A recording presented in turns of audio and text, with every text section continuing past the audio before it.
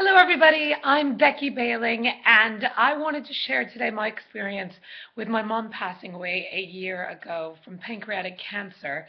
Because in the celebration of 25 years of the internet, I think it's so important that we share our experiences of life with each other so that either some of us can be better prepared for the same experience or others can feel relief and comfort out of knowing people have the same experience or similar experience. Or moreover, hopefully these nuggets of information about life can go on to the generations long, long after us so that they can better understand and figure out what it means to be a human being and have all of these experiences, and ultimately what it's going to mean when our souls leave our bodies and have the next experience by analyzing all of this information that we are given in one lifetime. So there's two things really that we all have in common. We are born and we die. And yet I find that we are much more educated on the former than the latter. We don't freak out like aliens are growing inside of us. When you have your belly get bigger, you know, oh, there's a human being growing inside of me. It's okay, it's pregnancy. And you're educated on what's going to happen after that. And you sit around at the dinner table or at the water cooler and talk about life, certainly living all the time, love, career, is spiritual realities, religious endeavors, hobbies, etc. But I feel we don't really talk enough about death, and yet it's something we're all going to experience. And I, for one, was completely ill-equipped when my mom was given only a few weeks left to live. When I got back home to be with her as she went through the dying process, we were lucky enough to have hospice with us. Now, I recommend that for anyone that has that option, because I do find it's incredibly comforting to be guided by them emotionally, spiritually, intellectually. And also, it allowed me to learn things about the dying process, and therefore was able to focus 100% on my mom and giving her love and comfort and anything else she needed in her process. First and foremost, one of the most ignorant moments of my life was when I got back home and wanted to feed her and give her hydration and heal her. And at that time, it is a time to allow the body to let go, to have the spirit leave the body. So you don't want to force your loved ones when they're dying to eat or to consume water. It's actually, they say, a little less painful if the body becomes a bit more dehydrated. It's more painful for the body to try to process food or to become hydrated at that point. Another thing that my mom went through that I hear is quite common in dying is that they become more confused. She was talking about the house being pretty with colors of congestion and different colors of things. And if you just listen and sort of take it in, they actually make sense. But at the times when they become lucid, it's not important to really go back over, oh, Mom, do you know what you were just saying? And likewise, when she was sleeping, she was often reaching out into space and talking to her father who had passed away and talking to loved ones that had moved beyond, which I found quite comforting because it sort of gives a little wink or acknowledgement that there is something beyond us. And again, they will not remember those moments when they become more lucid and more cognizant. So I think it's best to spend those lucid moments with your loved one, talking about happy times that have happened, happy memories, or what's currently going on that's good. And that's my third point really is when they are going through the dying process, allow them to talk about the fear that they might be having, allow them to talk about what they're experiencing, but don't force them, I think. I'm not a professional, obviously, I'm just giving my experience, but I think allow them the space they might need to be brave or to be strong. My mom, for one, was quite reconciled with dying. She kept saying she knew she lived an incredible life. She had taught the kids, myself and my brother, to live great lives, and she wanted to teach us how to die gracefully, just as she had taught us to live gracefully.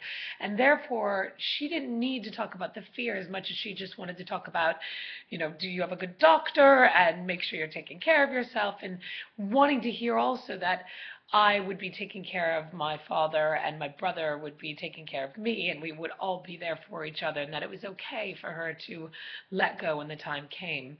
Um, Another thing, obviously, they're going to get really tired and sleep a lot, withdrawal really from society. And my mom was sleeping in that last week, I'd say 80% of the day. And obviously just let them do that.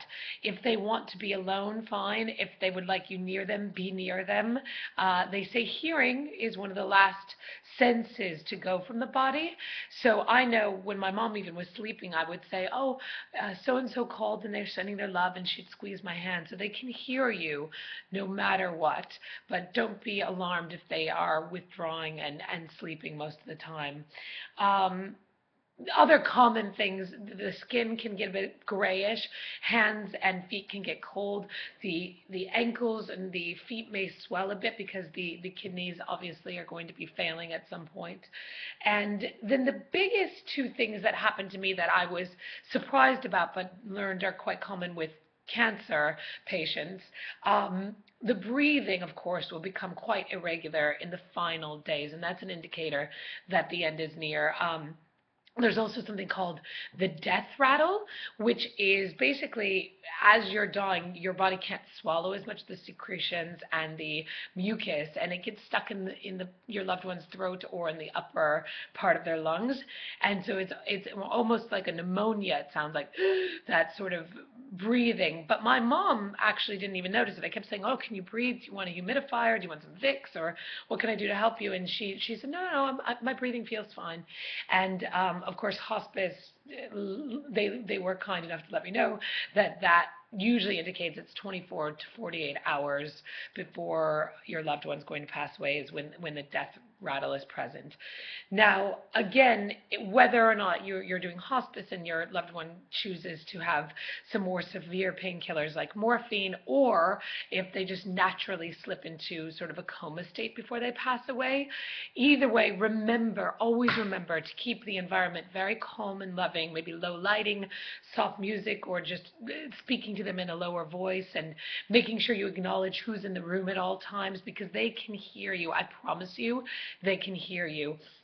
As my mom slipped into that state, she could still hear everything I was saying. At one point, I said, "Oh, you're breathing irregular. Do you want me to go get Dad? Do you want me to go get my brother?" And she actually shook her head no at one point.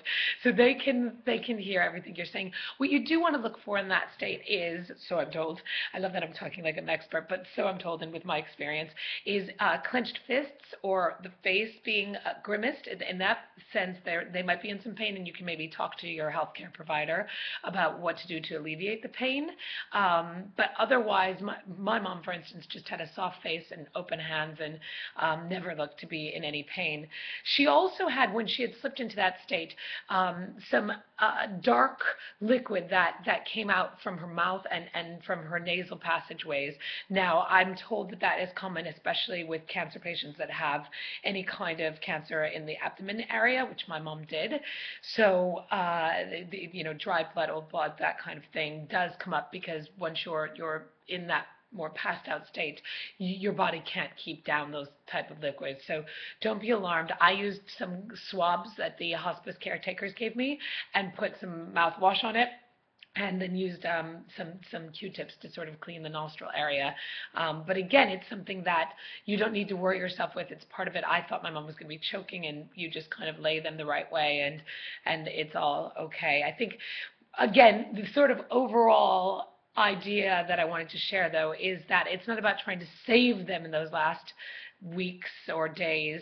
It's really about making them comfortable, easing their pain, and being there for that transition of life, because we're all going to go through it.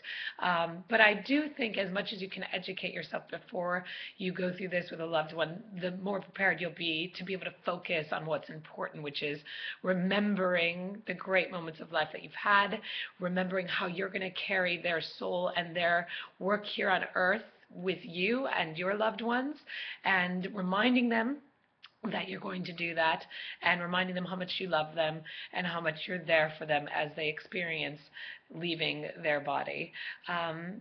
That's pretty much it. I'm sure I forgot loads of things, but I felt compelled to share my story in case anybody else out there is going through the same thing. And if you have any questions about my layman terms of experiencing death, feel free to comment and I will answer. Until my next sharing experience of life, Becky Baling. Goodbye.